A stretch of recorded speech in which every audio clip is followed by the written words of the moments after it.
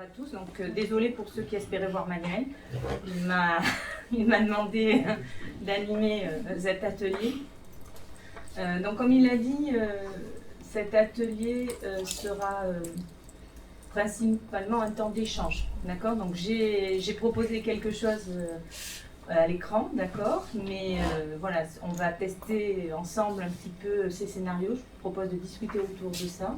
Et puis de collecter toutes les bonnes idées, les pratiques que vous pouvez avoir dans vos établissements, expérimenter à titre personnel. Voilà. La lutte contre l'échec en premier cycle, et essentiellement en première année, on sait que c'est là ce que se manifeste la partie la plus importante d'abandon ou de difficulté, constitue, c'est sûr, un des enjeux. Quand on voit les différents plans de licence, enfin, les différentes phases des plans de réussite en licence qui ont été mis en place et la manière dont ça s'est aussi mis en œuvre dans les établissements, on peut se poser la question du retour sur investissement qui a été fait et de qu'en a-t-on appris. Voilà, donc c'est un peu cette idée sur laquelle nous avons travaillé au niveau du NICIEL et on est arrivé à proposer des scénarios. Alors, des scénarios dont on va illustrer ici deux, pour savoir ce qu'on pouvait faire de manière, je ne vais pas dire globalisée, mais en termes de partage d'expérience, et ce qu'on pourrait aider à mettre en place dans certains établissements. Voilà. Donc, si on regarde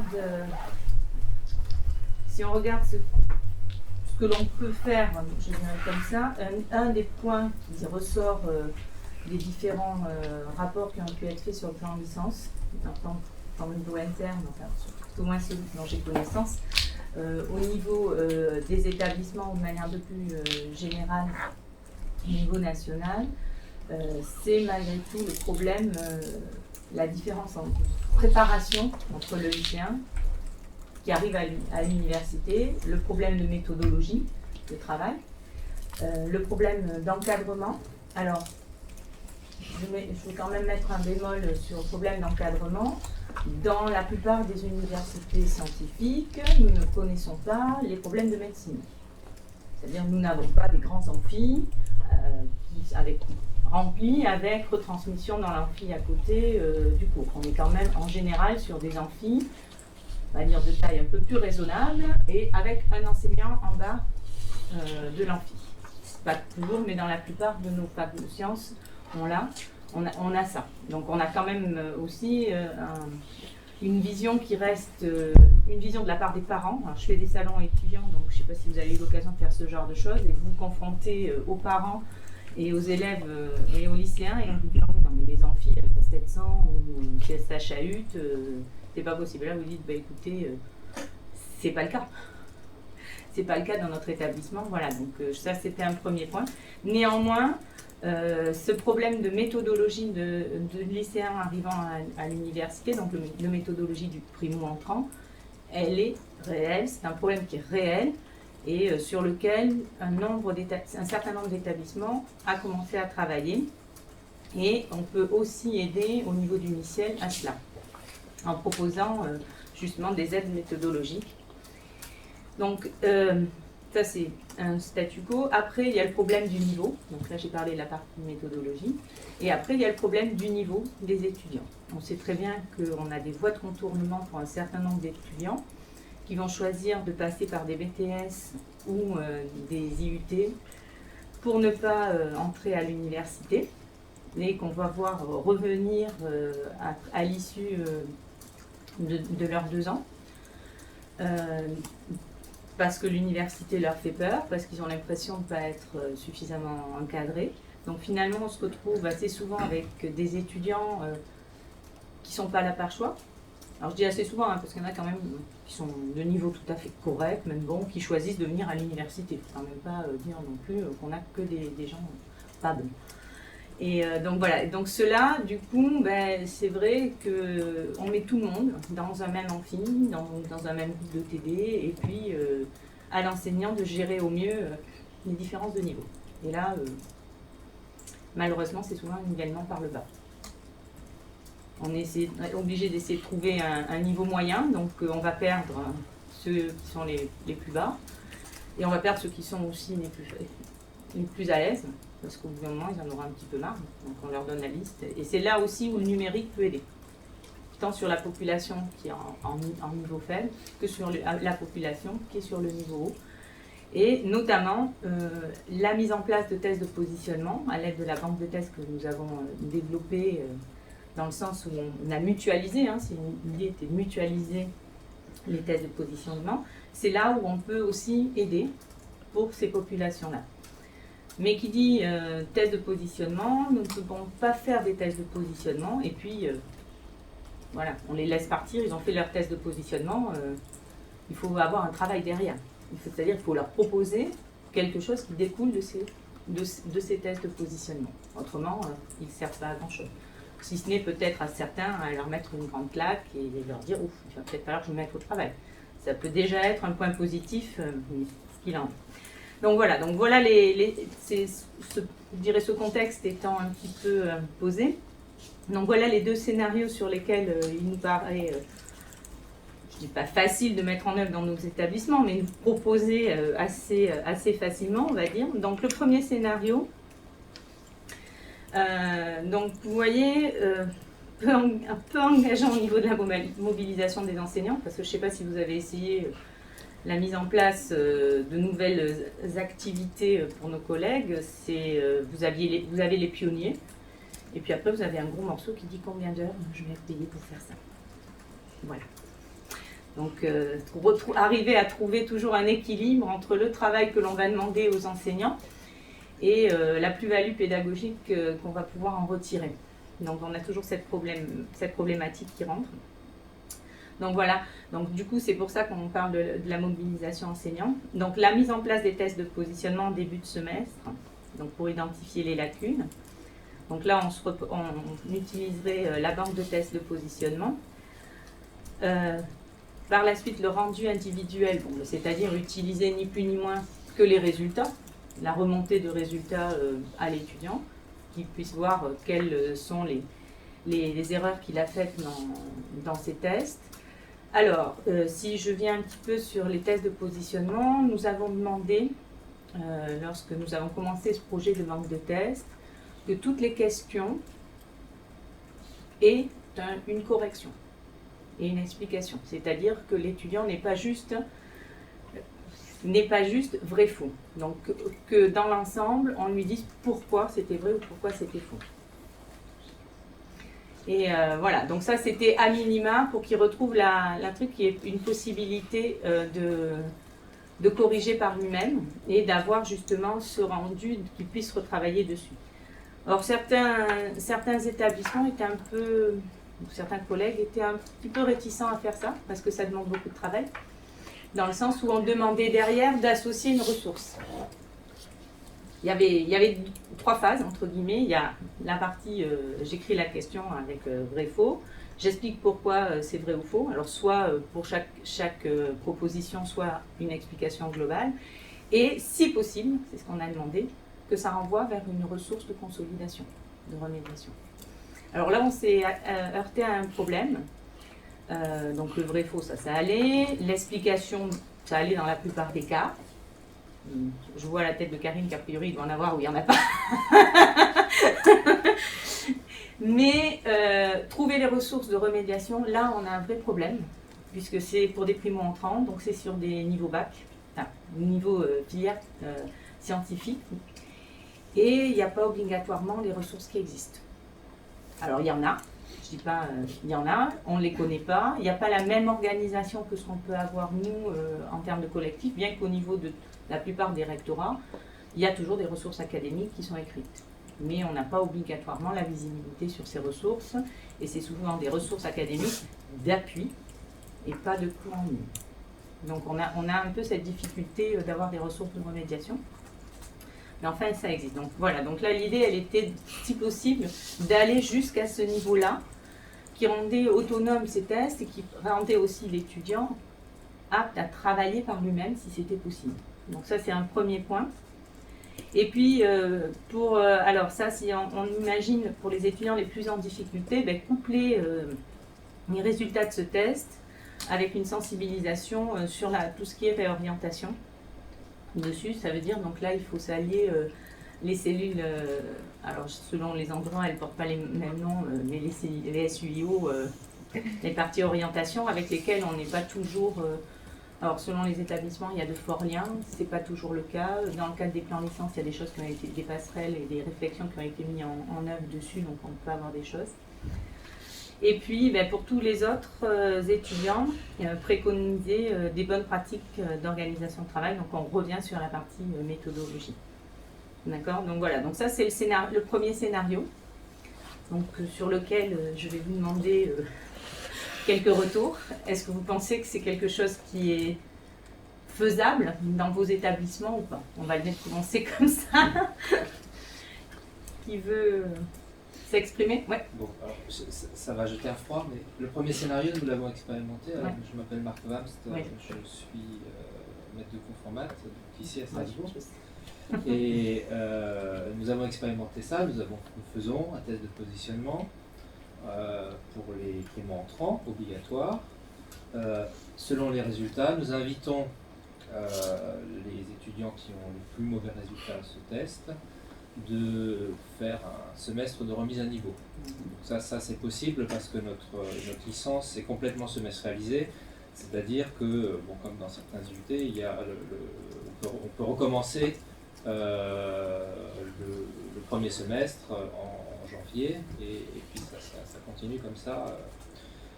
Donc on fait ça depuis 5 ans maintenant. Donc il y a un ancien. Donc j'explique un peu comment ça marche. Donc notre licence, il y a une licence de mathématiques et une licence d'informatique qui ont une première année commune. Et généralement, c'est cette première année commune qui pose beaucoup de problèmes aux étudiants qui veulent faire de l'informatique et qui n'ont pas des bases en mathématiques parce que soit ils sont faibles, soit ils sortent d'un baccalauréat non scientifique. Ou scientifique, mais pas le bac S, qui est les prérequis que nous attendons. Donc les étudiants suivent une remise à niveau en mathématiques et puis suivent tous les autres cours. Et avec un jeu de progression par enseignement, ils peuvent progresser à leur rythme au sein de la licence. Alors la semestrialisation, ça marche assez bien. En dehors du fait que nous avons peu de moyens, il y en a de moins en moins à l'université, mais ça c'est un autre débat, parce que ça coûte un petit peu plus cher, encore que pas tellement, puisque quand des étudiants sont inscrits dans un cours, par exemple de deuxième semestre, ils ne vont pas dans le cours du troisième semestre. En revanche, le semestre de remise à niveau, nous avons décidé de l'arrêter à partir de l'an prochain, parce que c'est un échec. C'est-à-dire les premières années, ça marchait assez bien, mais la population d'étudiants a changé. Et là, maintenant, nous avons dans ce groupe, je pense que c'est incompressible, c'est-à-dire une population qui ne devrait pas être là. Voilà. Je dis ça comme ça. Pour des raisons très très différentes. Ils ont des bacs pro et on ne peut pas en un semestre, avec toute la volonté du monde, remonter d'un niveau 4e en maths à un niveau de terminal S. Soit ils ont des difficultés sociales, psychologiques, enfin de toutes sortes, sur lesquelles nous n'avons aucun moyen. C'est-à-dire que ces étudiants-là ne travaillent pas, alors leur donner des ressources en plus, ça ne sert absolument à rien. C'est-à-dire qu'ils ne sont pas capables, pour différentes raisons, c'est pas un jugement moral, de travail. Et donc nous arrêtons. Nous avons péniblement réussi à remonter un petit peu le niveau cette année de 4 étudiants sur un groupe sur 25. Et encore, nous ne sommes pas sûrs que ces 4 étudiants, c'était des étudiants faibles mais qui avaient une volonté de travail, donc ça a marché. Ils ont augmenté leur niveau, mais je ne pense pas qu'ils aient atteint un niveau pour poursuivre des études supérieures, scientifiques, en mathématiques ou en informatique. Donc voilà, c'est un petit peu un échec qui est lié... bon, c'est pas forcément le scénario qui est mauvais, mais il n'est pas adapté à la population d'étudiants que nous avons, spécifiquement mathématiques, informatiques. Voilà. Alors, moi, je vais dire que ça ne m'étonne pas. La raison est très simple. Nous, dans mon établissement, et je sais qu'il y a d'autres établissements, je sais que notamment à l'INEA, tout ça, les bacs pro et techno, on ne les prend pas en première année. On leur impose directement l'année de remise à niveau, une année complète de remise à niveau. Parce que justement, ils n'ont pas en général les acquis pour suivre correctement. Alors, c'est difficile à faire, hein, parce qu'on ne peut pas non plus imposer ça à tout le monde. Donc, on leur conseille vivement, statistiques à l'appui, de faire cette année de remise à niveau.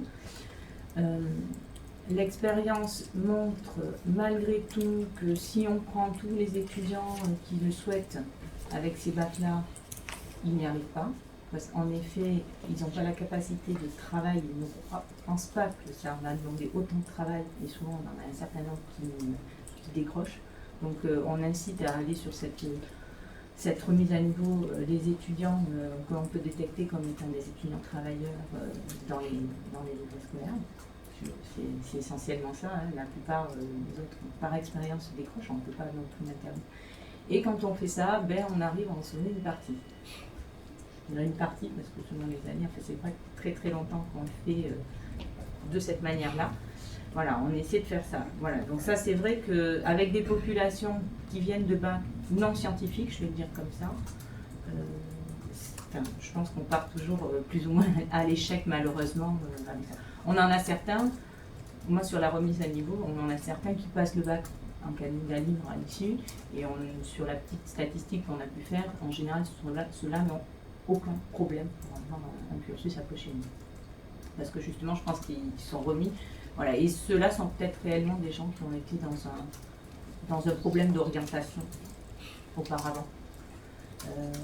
Orientation qui peut être liée à la fois au niveau et au caractère, à la maturité de l'élève, je vais revenir, puisque c'est au niveau du lycée. Ça, je pense que voilà, il y a cette population, donc c'est pour ça que j'allais dire, ça ne m'étonne pas.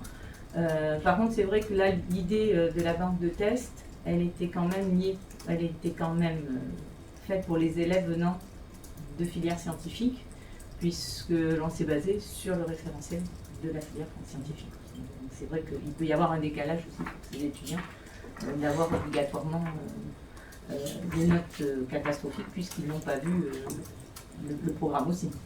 Oui, mais et du coup, ils ne peuvent pas poursuivre. Ah non, mais ils ne peuvent pas poursuivre, donc c'est pour ça que je pense que ça. Oui, Théodorine. Et donc, comme tu as évoqué, ça s'appelle licence aménagée, le dispositif donc, sur un an pour les bacs pro. Et on a une licence aménagée saisie, donc profil sciences de l'ingénieur, sciences exactes, l'autre pour les SVT. Et il y a quelques années, c'est ça qui est intéressant, sur cette population, donc il y avait en licence sciences exactes, licence aménagée, donc il y avait un effectif global d'environ 40 étudiants qui ont été organisés dans 2 groupes TEDx. Et il y a une expérimentation qui a été menée en physique sur cette population. Et là, c'est intéressant parce qu'on peut voir, éventuellement avoir des éléments sur l'apport du numérique.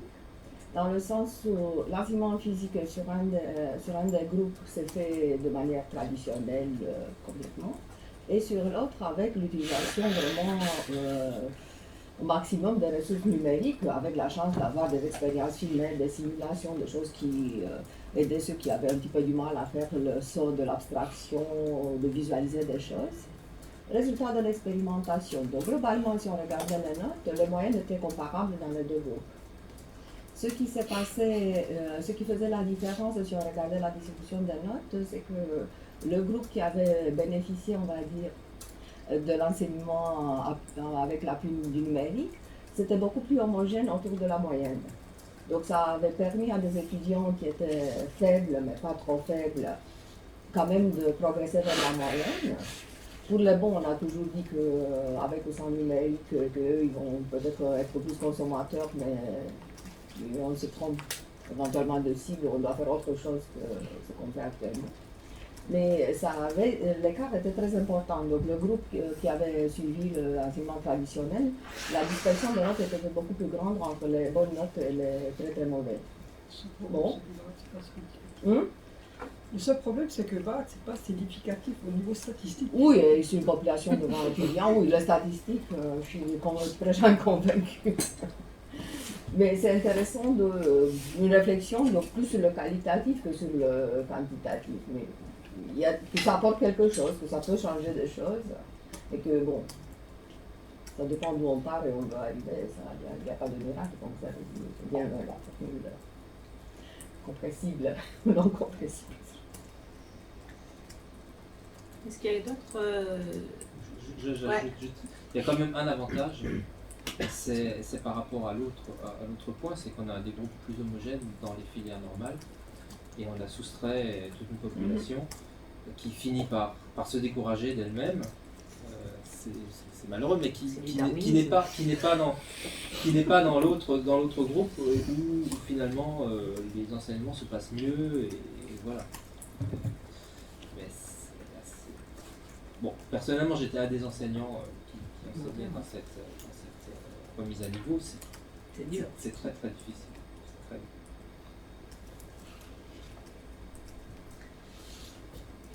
Y a-t-il d'autres... À Orsay, vous avez une remise à niveau Ça dépend des filières. Ah, tu parles de spécialisé? Ouais. Oui, bien sûr. Qui marche bien. Pareil en termes de sélection, je crois. Ils sélectionnent Comme ça énormément. existe depuis au moins 15 ans, je pense qu'effectivement cette filière. Parce que j'avais dit. fonctionne. Elle fonctionne bien, ils ont énormément de demandes. Ils sélectionnent. sélectionnent. Je travaille un petit peu avec eux. Donc ils sélectionnent et cette filière d'Orsay a un avantage, c'est que maintenant elle est suffisamment connue, parce que comme me disait Isabelle, ça fait une quinzaine d'années qu'elle existe.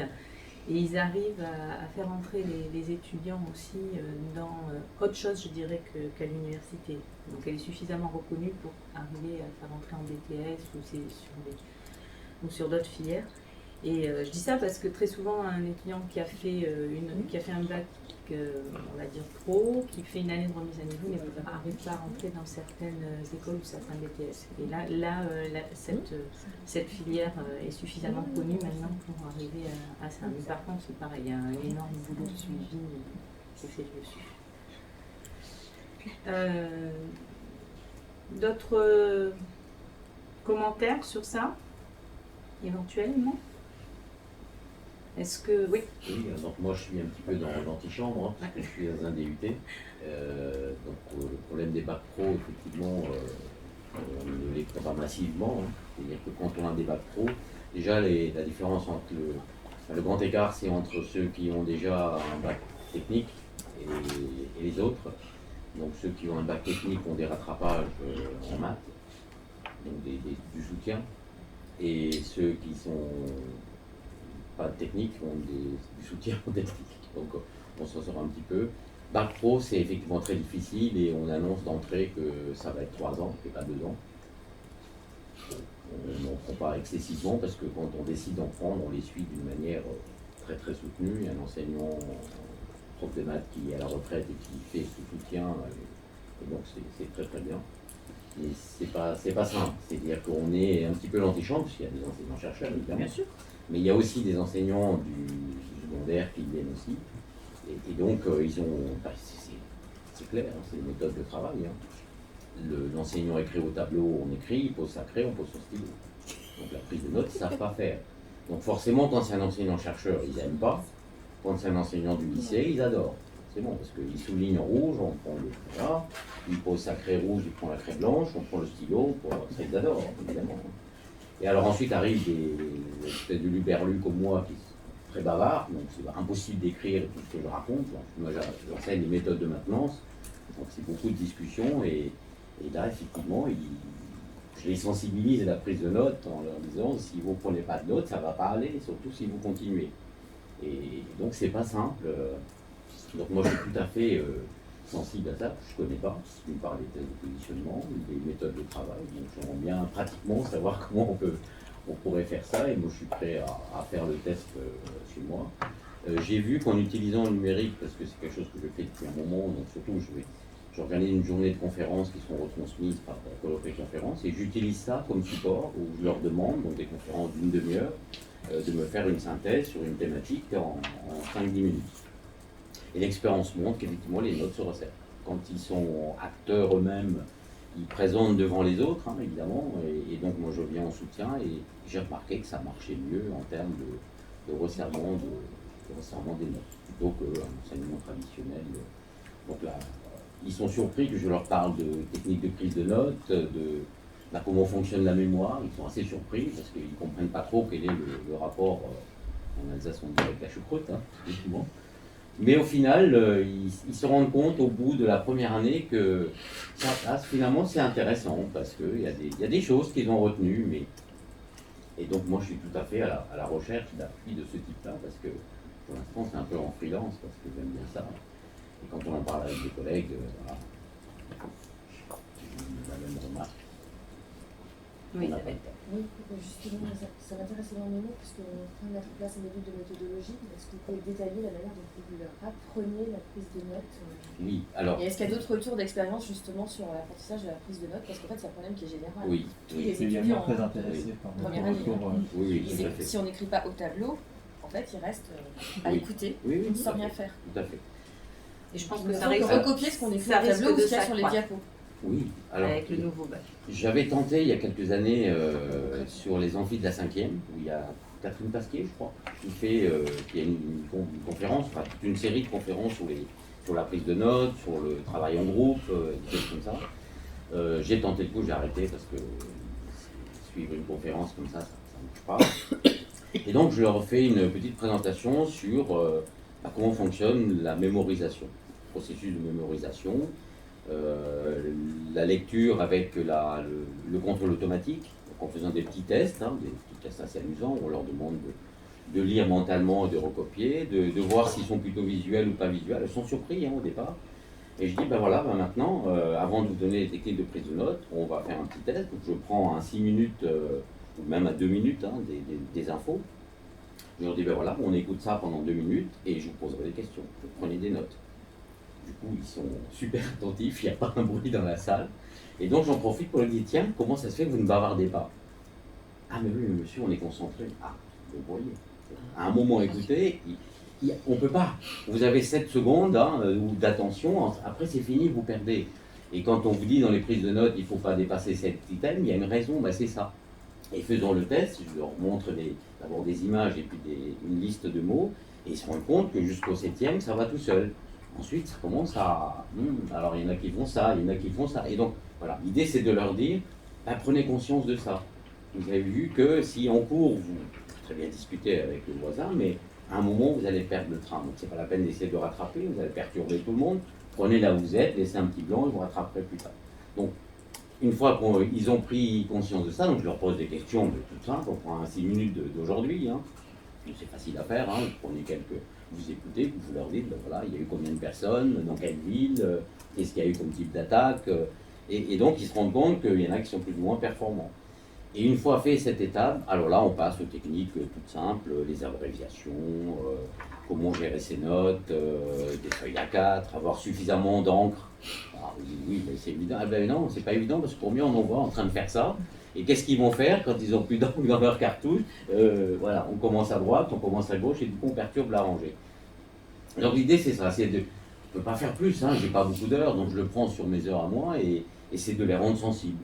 Alors je me suis dit, je vais faire une tentative une année, j'avais essayé mais j'ai arrêté, c'est de dire on prend un groupe qui s'engage à faire mais vraiment des techniques de prise de notes et ensuite on va essayer de faire un échange. Ça fonctionne les 2 premiers cours et après ça, ils reviennent dans leur circuit habituel parce que quand ils retrouvent des enseignants qui font tout au tableau, qui soulignent, qui machinent, bon, ils rentrent dans leurs automatismes et ils n'arrivent pas et je ne sais pas comment faire pour... Donc de temps en temps on fait des petits tests et par contre ce que j'ai remarqué c'est de faire ce travail de recherche numérique, bibliographique en fait, puisqu'ils doivent traiter un thème d'organisation industrielle, donc il faut qu'ils aillent chercher, je leur donne les ressources en disant voilà les sites où vous pouvez aller voir. Et là souvent ils se rendent compte que c'est bien de faire un petit travail de groupe, ça marche mieux. Chacun apporte un petit peu plus que d'autres. Donc c'est des petites expériences comme ça, alors c'est sûr quand on voit qu'il y a eu des expériences qui ont déjà été faites, je suis preneur, c'est une des raisons pour lesquelles je suis ici, c'est pas la peine de réinventer de choses. Voilà. Oui, donc dans un monde idéal où tous les étudiants auraient un ordinateur portable en cours, Je sais qu'il y a des gens qui C'est pas sont mon contre ça. Je vais vous expliquer C'est pas pourquoi. mon Est-ce que vous connaissez le service en ligne qui s'appelle Etherpad, qui est basé sur un logiciel libre de prise de notes collaborative? Et donc l'association Framasoft, que vous connaissez peut-être, qui est une association effectivement de promotion du libre, a mis en place un service qui est gratuit et sans publicité, puisque c'est une association à but non lucratif, qui s'appelle Framapad, et qui est en fait justement un Etherpad qui est installé chez Framasoft et qui est donc mis à disposition de qui veut l'utiliser. Donc on l'utilise, nous, pour les cours du C2I, certificat informatique et internet, parce que là, effectivement, les étudiants sont sur machine, et j'ai commencé à l'utiliser cette année, effectivement, pour essentiellement de la correction collaborative des exercices de TD. Donc il y a des groupes où ça marche assez bien, parce que le principe de cette interface de prise de notes collaborative, c'est que on a juste une adresse, hein, c'est pas authentifié, on a aussi la possibilité de créer un pad avec authentification. Et en fait, dès qu'on est logué, on a une couleur qui est affectée, puis on met son nom. Et donc en fait, chacun voit que les autres ont contribué à un petit morceau d'exercice, etc. Donc du coup, ça crée une émulation. Donc moi j'ai trouvé que c'était assez intéressant. Ça ne fonctionne pas avec tous les étudiants ou avec tous les groupes, mais voilà, ça permet d'éviter de laisser chacun chercher dans son coin, et puis ensuite on corrige le tableau, il y en a certains qui ne vont rien faire, juste attendre la correction. Imagine le cours de chimie organique. En plus, ça permet de garder une trace, plutôt que effectivement d'écrire au tableau sur le tableau blanc des éléments de correction. Voilà, donc j'ai trouvé que c'était intéressant, mais évidemment ça fonctionne parce qu'on est en salle informatique, et donc chaque étudiant a un poste. Donc voilà. Donc c'était juste un petit retour d'expérience, et puis je viens de penser à une généralisation possible en fait de prise de notes collaborative. Ou au moins pour la phase d'apprentissage de la prise de notes. Oui, c'est une prise de notes collective. Oui, c'est-à-dire qu'il y a une seule interface. Oui, mais c'est collectif, c'est pas collaboratif. Collaboratif, il faudrait qu'ils en discutent. On collabore à partir du moment où on est d'accord sur une notion, machin, voilà. Et sinon, c'est du collectif, c'est-à-dire que chacun il porte sa notion, il prend ses notes dessus et donc rassemble finalement. Oui, je suis d'accord avec vous. Ensuite, ça dépend. Effectivement, on peut très bien l'organiser par avance. On peut la rendre collaborative en distribuant des rôles. Ouais, voilà, c'est ça. Mais donc c'est en temps réel et c'est simultané. Voilà. Donc c'est un peu Google Docs. Ça va pas aussi loin en termes de traitement de texte, mais c'est largement suffisant pour beaucoup d'usages. Et moi j'utilise aussi pour des réunions. Et également pour élaborer un texte à plusieurs, ça des équipes Non, mais je pense que ça tout dépend des contextes. Bon, moi je suis prof d'info à Mulhouse, donc il y a une petite université. Je sais qu'à un moment, je faisais en L1, j'avais des cours d'info, et je faisais du numérique, c'est-à-dire il y avait un diaporama qui prenait. Donc en fait, je veux dire, la première année, quand j'ai fait ce cours, en fait, je me suis plantée, parce que je veux dire, comme on lance des diaporamas, on va trop vite par rapport aux étudiants. D'accord? Donc ils notaient, je veux dire, après on allait en salle de TP, ou en salle de... Ok. Donc j'avais écrit quelque chose au tableau, sur les 20 étudiants, il y avait 20 étudiants qui m'avaient écrit autre chose. D'accord? Donc je veux dire, donc après j'ai modifié, en fait, je faisais un cours, et puis après on faisait un exercice, en fait, je swappais sur un exercice, où là je les laissais réfléchir, et puis après on corrigeait ensemble. Donc il faisait qu'on ralentissait le rythme. Et fondamental, je veux dire, la prise de notes, non, je suis pas d'accord, puisque je veux dire, moi aussi, quand j'écris quelque chose, je vois quelque chose. Je l'écris, ça a le temps de passer dans le cerveau, ensuite c'est passé sur ma feuille, donc en fait il y a une réflexion, tandis que quand je lis quelque chose, je ne l'emmagasine pas de la même façon. Donc, oui, c'est bien pour ça qu'il faut prendre des notes. Donc voilà, donc c'est pour ça qu'il faut prendre des notes, mais je veux dire, c'est pas le truc collaboratif. Là, c'est juste parce que ça incite les étudiants à travailler, en fait, de voir que les autres travaillent. C'est surtout ça, en fait, l'intérêt. Et sinon, je suis d'accord, effectivement, que par rapport à des enseignants qui passent des diaporamas, qui fournissent le diaporama, qui n'écrivent rien au tableau, je pense que c'est pédagogiquement une catastrophe, parce que tout le monde, les étudiants sont passifs, ils sont au cinéma. Et donc, ils n'intègrent rien parce qu'ils sont... Si, ils ont des stratégies, ils délèguent, ils identifient dans le groupe, dans les écoles d'ingénieurs, ça fonctionne souvent comme ça. Donc, ils identifient 2-3 qui vont se sacrifier ou qui sont bons à la prise de notes. Et après, les notes sont, soit c'est des notes papier dans les disciplines où il y a beaucoup de textes scientifiques, donc du coup, l'outil informatique est très limité. On les scanne et après, on se dégrade la vue sur des photocopies, impressions qui sont partagées sur les groupes FaceTime, Facebook, autres, Oui, C'est très courant comme pratique. Et à l'université, l'enseignante qui disait ah ben non, mais moi, mon cours, je ne vais jamais le mettre en ligne parce que mon amphi il va se vider. Elle est revenue 2 ans après, donc, et ça remonte déjà il y a 3 ans, pour dire mon amphi, il est plein et amorphe. Il y a 2 ordinateurs, donc il y a 2 qui prennent les notes, les autres s'occupent gentiment sans perturber le déroulement de mon cours. Et après, les notes sont partagées. Le nombre de sites qui jouent sur l'achat des notes et la mise à disposition des notes de cours, c'est incroyable. Et quand on commence à discuter droit d'auteur et tout sur ça, c'est... De toute façon, si on n'organise pas nous-mêmes, ils vont s'organiser entre eux pour le faire. Ah oui, ils Et s'organisent. ils font ça. Ils s'organisent. Il y a Madame Bretagnol qui voulait. Oui, Annie Bretagnol, chargée de mission handicap, c'est pas à ce titre que j'interviens. J'ai un parcours aussi au niveau de la grande difficulté scolaire et du décrochage scolaire, donc en amont. Donc c'est juste un témoignage, parce que dans tout ce que vous venez de dire, évidemment, il y a des choses qui résonnent sur les années antérieures, où on a beaucoup travaillé avec un public qui pour partie est celui que vous accueillez maintenant, sur le positionnement et les tests de positionnement. Et notamment pour des publics qui étaient dans des situations très diverses, y compris en milieu carcéral, avec un turnover et des remises à niveau pas évidentes. Hein.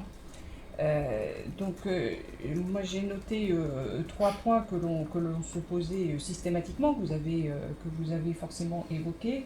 Alors la première, c'est est-ce qu'on parle de remise à niveau ou est-ce qu'on parle de parcours personnalisé ou de différenciation des parcours, parce que l'entrée n'est pas la même. C'est-à-dire que forcément on va passer par par des tests de positionnement. Bien sûr, on va repérer des lacunes, mais surtout, on ne construit jamais sur des lacunes, mais sur des points forts. Donc ça veut dire que autant il faut bien voir quelles sont les lacunes, mais aussi quels sont les points forts sur lesquels que l'étudiant n'a peut-être pas repéré. Et en fait, dans ce que vous avez dit, vous avez aussi évoqué ça, parce que c'est là-dessus qu'il va construire. Et ensuite, dans les difficultés ou les points forts, il s'agit bien de savoir, et ça vous l'avez bien dit, c'est est-ce qu'on est sur le plan méthodologique, stratégique ou procédural ou connaissance. Les étudiants, ils ne sont pas forcément, certains, oui, sont au clair par rapport à ça, ça dépend aussi de leur parcours. Hein. Mais si on ne fait pas la part des choses, alors on peut faire du renforcement sur quelque chose qui ne servira pas à grand-chose. Et c'est vrai que cette différenciation, elle est vraiment fondamentale, me semble-t-il. Sur les remises à niveau, évidemment, comme vous disiez, hein, quand ils arrivent niveau 4e, pas trop ce qu'on peut faire pour les ramener au niveau terminal S. Mais en revanche, dans une perspective éventuellement de réorientation, de savoir où on en est par rapport à quoi, et si, comme je le disais tout à l'heure, on est sur le méthodologique, le procédural ou les connaissances, c'est fondamental. Sinon, on n'aura jamais une bonne orientation. Et je fais juste un point, et je ne le détaillerai pas parce que c'est un autre atelier, par rapport au dernier point que vous avez évoqué, il est fondamental pour un certain nombre d'étudiants handicapés qui ne peuvent pas écrire. Donc la prise de notes, la réponse qui est trop systématique, c'est preneur de notes, comme si c'était facile de prendre des notes, 1 pour soi, 2 pour quelqu'un d'autre. Est-ce qu'il suffit d'écrire et d'avoir une grande capacité de mémoire et une écriture manuscrite extrêmement rapide, ou d'ailleurs sur clavier, quand c'est autorisé, et puis ce que vous évoquiez, c'est-à-dire après on hérite de quoi? De tonnes de papier sur lesquels on ne peut pas revenir, et donc on va tomber aussi sur écriture collective ou collaborative, qui est fondamentale pour ceux qui ne peuvent pas écrire, mais qui ont peut-être la force d'écrire quelques mots qui relèvent de leur propre réflexion, s'ils ont simultanément 2 prises de notes devant eux, mais que eux introduisent leur propre réflexion dans ce qui est en train d'être noté. Voilà, c'était juste une réflexion comme ça. Merci. Je voudrais revenir c'était un point là. Est-ce que parmi vous, il y a des gens qui ont expérimenté les diaporamas à trous? Ou plus exactement, les fascicules à trous basés sur des diaporamas, on va dire comme ça. Est-ce qu'il y en a qui ont essayé ça? Peut-être je détaille pour ceux qui ne connaissent pas éventuellement. Hein, c'est-à-dire que l'enseignant ne donne pas tout son cours, mais donne son cours avec des espaces qui sont restés blancs, notamment sur les parties soit qui sont réellement des démonstrations ou des points sur lesquels il veut que l'étudiant se concentre. Et du coup, ces parties restent blanches sur le fascicule, de manière à ce que l'étudiant puisse prendre ses propres notes. Dans certains cas, voilà. Et de manière à ce qu'ils ne disent pas j'ai mon fascicule de cours et du coup, c'est pas la peine que j'aille assister à la séance. Voilà, donc c'était ça. Donc est-ce que je serais intéressée d'avoir ces témoignages-là éventuellement, puisqu'on est sur cette thématique? Oui. Que, oui, alors en tant qu'étudiant, je détestais ça. Ouais.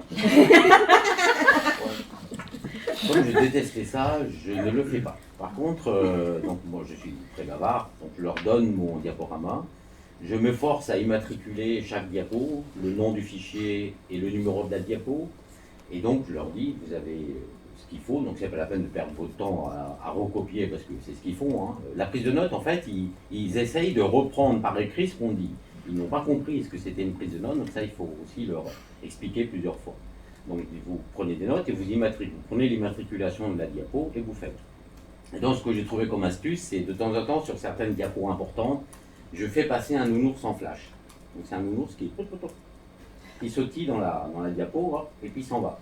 Et je leur dis, quand vous voyez ce nounours caché, cette diapo est importante, ça pourra être au contrôle. Donc, oh, monsieur, il y avait un nounours? Enfin, j'ai dit, oui, je vous le dis, oui, je vous le refais. Voilà. Et maintenant, je dirais oui. Et de temps en temps, on les voit. Voilà. Donc, apparemment, ça fonctionne. Donc, ça leur permet, quand ils voient quelque chose de différent qui passe, hein, comme les diapos ne sont pas très, très animés, quand il y a un petit nounours qui se promène, ah, ils ont repéré, donc là ils soulignent le numéro de la diapo, le nom du fichier, et ils savent que ça risque de... Alors des fois j'abuse un peu, hein, comme tout ça, on triche un petit peu, mais voilà, c'est une manière de leur dire, ok, je parle beaucoup, vous avez le support, vous avez les ressources, mais il y a vraiment des zones importantes, et pour ça je vous mettrai un petit nounours caché qui va apparaître furtivement, et parce que je la trouve. Je n'aime pas ça. Bon, moi, je sais où je serais intéressée, c'est qu'en fait, bon, ça fait quelques années, je chamboule les cours.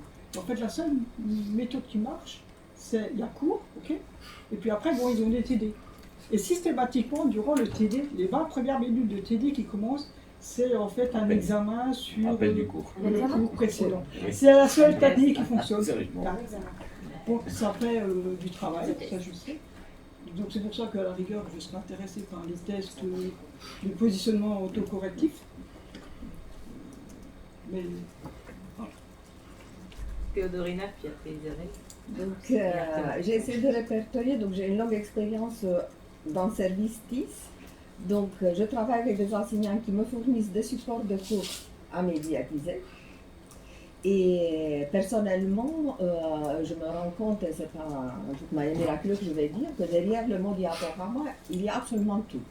Et que c'est rarement un support de cours qui me permet, par exemple, de travailler pour produire un cours en ligne. Donc, et il ne doit pas être ça. Or, beaucoup d'étudiants sont rassurés d'avoir le diaporama du cours, de l'imprimer éventuellement s'ils n'arrivent pas à enlever le fond noir que le prof a méchamment prescrit avec l'écriture en orange, donc aussi faire du mal à la planète. Et finalement, quand ils arrivent la veille de l'examen de lire ça, ils se rendent compte qu'ils ne sont pas plus intelligents et plus au courant de ce qu'ils doivent apprendre qu'auparavant. Et donc, j'ai essayé un petit peu de répertorier les moyens. Donc, tous les moyens, on peut faire un atelier, comment convaincre mes étudiants de jeter un coup d'œil dans mon cours. Dans l'hypothèse où j'ai un cours parfaitement rédigé, dont je suis content, au bout de quelques années d'expérience où je me trouvais les ressources mutualisées, ok. Et comment faire pour qu'on arrive à passer le message que c'est important de lire le cours. Donc, j'ai vu comme expérience de terrain, salle multimédia, QCM avec le cours à disposition, donc des questions de cours, histoire de le faire chercher, c'était fiscalité, une matière où il y avait beaucoup de textes. Ok, pourquoi pas, si ça permet. On voit les questions de cours en début de la séance, et ça avec même si en salle informatique machine, 3 questions sur un forum sur la plateforme, et avec quelques points de bonus pour ceux qui ont vraiment répondu. Donc 3 questions, 10 minutes, un cours assez difficile, réputé difficile, donc mécanique du solide, licence ou 3e année de licence. Et ça a bien marché avec les bons étudiants. Désolée. Étonnant. Et qui sont présents aussi, parce qu'ils ne sont pas présents. Ils sont rarement présents. Donc, sur un effectif de 40, on a regardé les statistiques parce que c'était une expérimentation sur tout le premier semestre. Donc, effectif moyen, 50% du groupe concerné est toujours à peu près les mêmes. Mais question, ça donne du sens au cours de... Et question du style, quel est le fil conducteur entre la séance précédente et cette séance? Ce qui peut être aussi intéressant de leur donner l'idée qu'il n'y a pas la première et la deuxième séance, mais qu'il y a un truc qui a une continuité. Ça a l'air banal, mais... les trous. Moi, je me suis inscrite quand j'ai vu le cours de MIT, le premier cours avec accompagnement en ligne, et j'ai dit, tiens, on va voir qu'est-ce qu'ils font les grands de chez MIT en dispositif à distance. Et j'ai trouvé l'objet très insolite qui était le diaporama avec trou, et à côté, il y avait le diaporama complété. Et j'ai trouvé ça excellent comme idée, dans le sens où, déjà, le diaporama était light. C'était pas vraiment un cours rédigé, c'était vraiment les points. Mais ça permettait au prof d'anticiper sur les points d'interaction avec son public. Donc on sentait que là où il y avait les trous, c'était le moment où l'enseignant respirait, se tournait vers la salle et disait « Et d'après vous, la formule, on avait une moitié de la formule, elle devait être complétée. » Et je me suis dit, pour l'enseignant cette fois-ci, ça peut être un outil pour s'obliger à ne pas partir et noircir les 5 tableaux comme certains le font, surtout dans cher Mathieu, n'est-ce pas? Ce qui impressionne les étudiants, mais ça reste là. Donc, j'ai la chance de travailler dans le service aussi avec des étudiants vacataires et je demande toujours retour sur les enseignements dont ils bénéficient ou qu'ils subissent. Donc, les trous, ça peut être assez génial. Donc, on sentait qu'il y avait le TBI derrière parce que le trou était renseigné à la main, mais bon, on n'a pas de TBI ou TBM dans tous les espaces. Et on a beaucoup de retours et on voit dans la presse de spécialité aussi le retour sur l'ordinateur, facteur de perturbation et de dispersion. Donc smartphone plus téléphone, des témoignages aussi live. Si je lisais mes messages, j'avais un message par minute. Oui, on a mis sur Facebook, chaque ami a changé un petit peu, a commenté la photo de l'autre. Bah, ça génère très très vite du trafic très intense sur... voilà. Isabelle, tu voulais... Et on a fait un texte à trous en chimie, mais on va l'expérimenter. Donc tout le cours de première année en chimie générale, il est sous forme de texte à trous sur Moodle.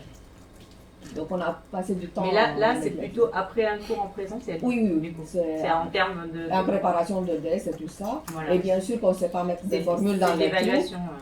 C'est formatif, c'est pas évalué. Oui, c'est fait en séance ou chez eux? Non, c'est chez eux en préparation du DS. C'est du Donc c'est un travail tour guidé. de remédiation. Oui, en fait c'était une Chaque réponse à chapitre, madame sur, à la fin d'un chapitre. les interros en début de séance. Comme vous êtes en informatique, ce qui pourrait effectivement automatiser ces interrogations, c'est le serveur d'exercice interactif WIMS, que vous connaissez peut-être. Voilà, et qui permet effectivement de... Mais sous réserve d'être en salle machine, WIMS, W-I-M-S, qui a été développé par un professeur de mathématiques de l'université de Nice, qui s'appelle Wang Xiao, mais qui est utilisé par toutes les disciplines, puisqu'à la fac d'Orsay, tant des chimistes que des biologistes, que même des enseignants de langue l'utilisent, puisqu'on peut aussi avoir du son. Et effectivement, ça permet de programmer par avance des feuilles d'exercice sous diverses formes, et avec des réponses qui ont été programmées par avance. Et donc, en fait, ça marche assez bien. Ça permet effectivement de faire des tests qui sont corrigés automatiquement, et c'est le serveur qui sort la note. Et c'est assez stimulant pour les étudiants quand on utilise WIMS en séance de TD en salle informatique. On s'aperçoit que les étudiants qui font rien en salle de TD normale, qui attendent juste que ça se passe et qui s'attendent la correction au tableau, en fait, quand ils sont seuls devant leur machine et qu'ils ont leur feuille WIMS à faire, ils travaillent. Ils travaillent absolument tous. Donc c'est assez efficace et je pense que la raison en est que ça se passe justement sur le fonctionnement du cerveau, c'est-à-dire que c'est le circuit de la récompense. Parce que quand on donne la réponse, WIMS affiche tout de suite soit bonne réponse en vert, en gros vous avez gagné, soit mauvaise réponse en rouge, et puis avec des éléments de correction. Et donc en fait, je pense que ça fonctionne justement parce que ça se Pour passe. mettre ce que dit Isabelle, on trouve des ressources de WIMS indexées depuis peu sur le portail du lycée. Donc maintenant, il y a une partie des feuilles WIMS en maths, surtout un peu dans les autres disciplines qui sont disponibles sur le portail WIMS. Et un avantage de WIMS, c'est aussi qu'en fait, c'est des réponses sous contrainte, donc ils n'ont pas tous les mêmes valeurs. Ça, c'est une grande... Voilà, c'est très important parce que du coup, ils ont pédagogiquement, ils ont le même exercice, Voilà. mais avec des valeurs, Des données différentes. des données différentes. C'est-à-dire que Donc, celui d'un qui poste programme à l'autre, l'exercice prépare par avance des poules de données. Donc en maths, bon, effectivement, si c'est des résolutions d'équations, c'est assez facile de faire changer aléatoirement les données. Mais en physique, en chimie, on est plus contraint. On prépare par avance, par exemple, en spectroscopie, on va avoir un certain nombre d'ions hydrogénoïdes avec les numéros atomiques, etc. Et en fait, le serveur va tirer des données. Donc, chaque étudiant a un exercice différent, mais du même type. Et il peut recommencer X fois le même type d'exercice, donc apprendre la méthode de résolution en s'entraînant, donc à chaque fois en ayant des données différentes. Et donc, c'est aussi pour ça que c'est efficace en termes d'apprentissage en fait, de méthode de résolution. Et ça leur évite aussi de copier les uns sur les autres. Au niveau des cours à trous, enfin, ce que j'ai fait, mais c'est plus, c'est pour des étudiants un peu plus avancés, c'est de ne pas faire de cours. C'est-à-dire, enfin disons, de leur demander de compléter eux-mêmes les trous, c'est-à-dire avec des ressources documentaires. C'est-à-dire où là, moi j'étais assis dans la salle et les étudiants passaient l'un après l'autre, enfin évidemment il y avait une grille, donc l'idée c'était de reconstituer un cours. Je donnais les définitions, enfin je donnais pas les définitions, les concepts qu'il fallait définir. Donc les étudiants devaient chercher dans des... Je ne donnais même pas de bibliographie, c'est-à-dire il y avait un côté d'autonomisation. Donc devaient apporter les définitions et puis les théorèmes, enfin ça de maths, donc les théorèmes, les démonstrations, et on faisait ça ensemble. Bon, alors évidemment ça prend beaucoup de temps, mais ça fonctionne. Mais la même expérience a été menée en première année, justement dans des cours de méthodologie, où en plus on donnait les ressources documentaires, mais là c'était ça ne fonctionnait pas du tout. Donc, si je résume un peu ce qu'on a dit, on a dit que quelles que soient les méthodes qu'on va utiliser, que ce soit le test de positionnement ou des interros, des choses comme ça, c'est très consommateur pour nous les enseignants. En gros, c'est un peu ce qu'on a dit si on veut explorer d'autres parties. Que les tests de positionnement nous servent à détecter les étudiants qui ne sont pas à leur place. C'est peut-être un peu dur à dire, mais c'est un peu ça qu'on est en train de dire. Que si on leur met un parcours, donc dans le cadre là où dans le scénario 1, puisqu'on ne sera pas arrivé sur le scénario 2, puisqu'il va falloir qu'on conclue, de manière générale, même si on met un parcours différencié, ce qu'on préconise dans le scénario 2, qui est donc du coup est un petit peu plus consommateur encore en temps pour les enseignants, on risque d'avoir beaucoup de difficultés, parce que les étudiants ne vont pas travailler. En fait, ceux qui en auraient besoin, puisque si on met un parcours différencié, ça va être pour ceux qui ont réellement besoin d'être aidés, mais que ça ne va pas marcher. Par contre, ce qui semble ressortir, c'est la partie méthodologie et prise de notes, finalement, qui est quand même assez primordiale. Est-ce que j'ai à peu près résumé ce qu'on a dit? Une dernière astuce que j'utilise dans ma matière, ça se prête, c'est donc je leur pose la question pour le contrôle, est-ce que vous voulez tout document? Donc la réponse est oui. Donc ils sentent qu'il y a un piège quelque part. Je dis ben non, maintenant ce que je vous propose, c'est une feuille de pompe, recto verso, manuscrit autorisé. Est-ce que ça vous va? Plutôt que de la cacher là, ou par là, ou par là. Effectivement, ils disent oui. D'abord, ils sont rassurés parce qu'ils ont leur feuille de pompe. Et au final, et ça je leur dis après, ils la remplissent et du coup, ça leur fait un travail de synthèse et ils n'ont pas besoin. Mais ils ont leur feuille de pompe. Et je leur dis même, au cours des TD, ramenez-moi votre feuille de pompe que vous allez commencer à remplir et je vous dirai, ça c'est pas la peine, ça oui, ça c'est pas la peine, ça c'est pas la peine. Et c'est, voilà, un hameçon qui ça mord bien. Et ils viennent avec le feuille de pompe. Alors des fois c'est écrit tellement petit que c'est impossible, j'arrive pas à lire. Je me disais, tu es sûr que tu pourras relire ça? Et finalement, ils se rendent compte qu'ils n'en ont pas besoin. Par contre, je dis, par contre, quand je vous demande de donner la définition, je veux la vraie définition. Et donc, il faut qu'elle figure sur votre feuille. Du coup, le fait de rédiger leur feuille de pompe, c'est des fiches de travail. Ça s'appelle comme ça parce que ça rassure. Feuille de pompe, ah oui, je l'ai. Donc, c'est juste pour dire aussi les tests de positionnement. Donc, on est une petite faculté. Donc, on les fait au primo-entrant. Et ça sert à définir ceux qui devront être tutorés dans les différentes filières. Et puis après, il y a également chaque primo-rentrant a un enseignant référent durant la première année Ok. Et auquel cas, et donc au niveau du premier semestre, il aura vu 2 fois son enseignant référent et puis il est réorienté. Et ceci fonctionne uniquement parce que nous sommes une petite faculté. Oui, mais enfin, personnellement, alors nous on n'a pas mis les tests de positionnement à l'université, mais on a les référents. Pas pour tous, on l'a pour certains étudiants qui en font la demande en fait, plus les redoublants et les étrangers. Et ça marche pas toujours. C'est pareil, en fait, on est sur une population, ça marche bien pour certains parce que en fait, le référent leur sert à se rassurer. Il y en a, voilà, mais c'est pas. Enfin, l'expérience, nous, ça fait 4 ans, 5 ans qu'on le fait. L'expérience prouve que c'est difficile sur une population plus large. Et finalement, voilà, on en sauve peu derrière. Voilà. Juste une petite remarque, on a parlé du scénario 1, donc on n'est pas allé trop sur le scénario 2. Malgré tout, on l'a abordé puisqu'on a parlé de WIMS et on a parlé en gros de tout ce qui était centre de ressources virtuelles ou physiques, avec un tutorat. Donc finalement, on est parti de ce scénario 1 pour arriver à échanger sur ça marche bien parce qu'on est en salle info, on pourrait utiliser ça. Donc finalement, on s'aperçoit qu'on va aller mettre en place des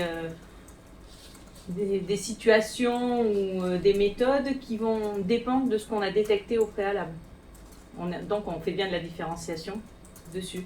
Alors l'idée du test de positionnement, c'est ce que vient de dire Karine, c'est en fait, c'est vrai, on peut du coup aller dire, voilà, celle-là, il faut qu'il se réoriente.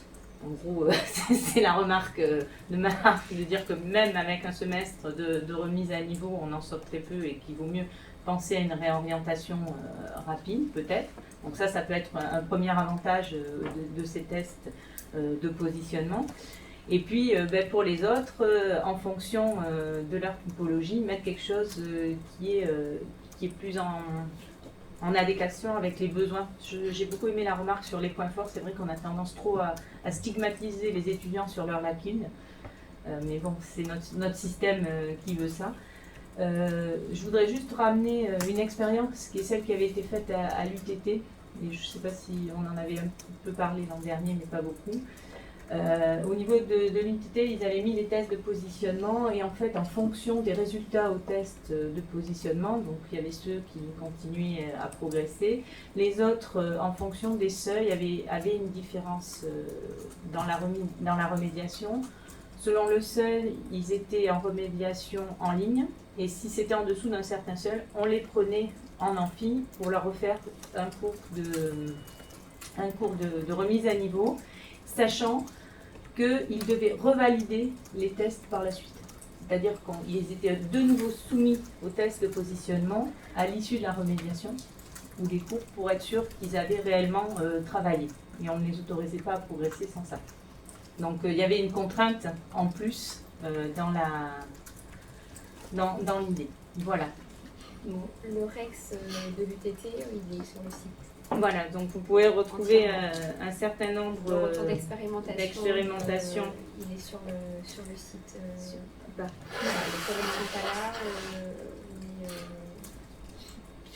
Sur la partie blog pédagogie, voilà, vous pouvez retrouver les retours d'expérience, la présentation donc des tests de positionnement et puis les différents retours d'expérience que l'on a eu dessus.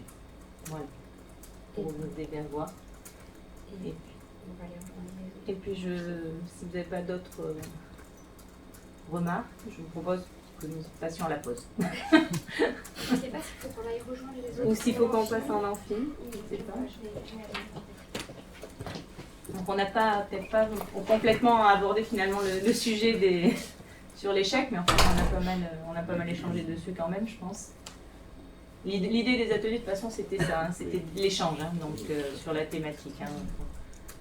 Et puis surtout aussi, justement, confronter les différentes... Alors, pendant qu'on est sur le site, oui, justement, question pratique, comment je peux mettre en place des tests de positionnement? Alors, pour l'instant, c'est vrai qu'on n'a pas... Au début, on a pensé faire une banque, c'est-à-dire qu'on récupérait les questions, c'était mutualisé, et cette banque, voilà, on pouvait la mettre. on ne voulait pas gérer, entre guillemets, les tests des différents établissements. Donc on a un Moodle qui a été fait pour récupérer en fait je vais essayer de remonter sur les différents cours, pour récupérer les questions. Et on se pose la question, justement, si on met ce Moodle en accès libre pour tout le monde. Voilà. Le problème, c'est la maintenance, entre guillemets, et voilà, on n'a pas obligatoirement le personnel nécessaire. Mais on souhaiterait quand même qu'on puisse avoir au moins quelques cours qui soient en accès libre, qui soient visibles, pour que les étudiants puissent le faire un peu dans l'idée du C2I, évaluez-vous, voilà, pour qu'ils puissent au moins faire des tests type dessus. Oui. Un des grands intérêts d'avoir un accès libre, c'est que c'est pas pour les étudiants, c'est pour les lycéens. Oui. C'est pour les primo enfants, ouais. Leur dire faites le test. Voilà, on est en train de faire, on est dans post-bac. Ouais. C'était de pouvoir, enfin l'idée, ce serait de les renvoyer sur une banque de tests et leur dire, essayez. C'est vrai qu'on a commencé justement à essayer de faire des tests un petit peu qui couvrent, puisqu'on a récupéré dans pas mal de disciplines maintenant, de faire des petites séries de tests en leur disant voilà des prérequis réellement essentiels si vous voulez poursuivre. La question, c'est combien de questions on met. Est-ce qu'on leur fait des gros, par exemple, est-ce que ils doivent tous faire le test de maths que vous avez fait, qui correspond bien à ceux qui veulent entrer, donc on pourrait dire ceux qui veulent entrer en licence de maths info à l'INSTRA, il faudrait que, ça peut être une solution. On est en train de voir, mais du coup c'est vrai qu'il faut qu'on soit sûr de notre serveur. On avait un problème plutôt de maintenance technique. Sur l'idée, en effet, ça peut être réellement un avantage, et en termes de lutte contre l'échec, dans le sens où si on les prévient avant qu'ils ne soient dans le semestre, ça peut être bien. Mais ils viendront quand même. Hein. Oui, parce que ceux que nous avons à 0 sont passés par post-bac. Après, on est allé voir et on leur avait donné des avis défavorables. Ce qui pose problème, c'est pas vraiment l'aspect technique, on va dire. C'est le fait que finalement, si on permet l'accès anonyme, comme son nom l'indique que c'est anonyme, donc c'est à la bonne volonté de celui qui le passe de remonter par une capture d'écran les résultats un peu comme sur le C2I anonyme. Donc, voilà. Mais on n'aura jamais, comme il y a un compte anonyme sur la plateforme, donc on n'aura jamais une statistique de ce qui s'est passé sur la plateforme. Si on met en place un mécanisme de création des comptes et de libre, on va dire, sur la plateforme, donc si on laisse tout futur étudiant qui souhaite se créer un compte sur la plateforme au modèle initial, c'est bien, mais on n'aura jamais, disons que par rapport à la CNIL, on doit faire des déclarations déjà si on fait un suivi des apprenants. Et on n'aura jamais aucune preuve que l'étudiant c'est bien celui qui dit, donc si c'est Toto 59 ou Miss Aquatique, c'est comme ça. Tant que l'éducation, les enseignements, donc on a eu plusieurs tentatives de travail avec des académies qui sont quand même en train de mettre en place des systèmes d'authentification pour les lycéens. Donc pour qu'on dispose d'un compte basé sur le fameux numéro INE qui est communiqué à la fin qui obtient à la fin de l'année première. Donc c'est vraiment plus technique.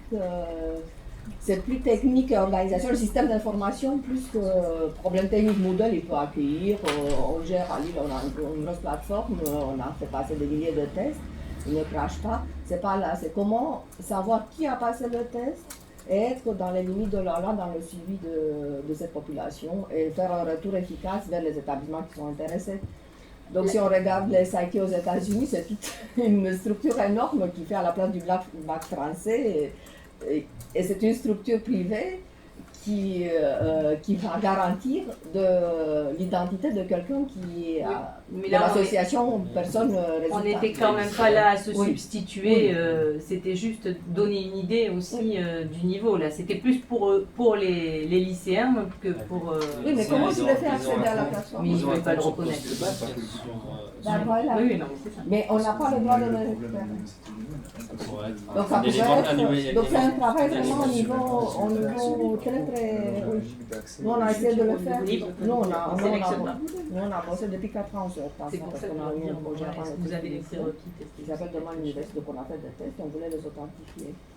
Et on organise des journées. On s'est heurté à ce problème aussi parce qu'on organise des journées d'immersion des lycéens.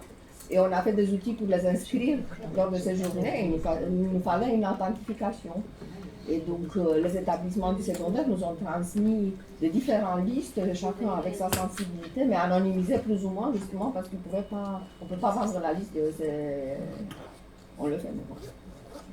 Je vous propose de continuer ces discussions Oui, autour du café. Qui utilise Khan Academy?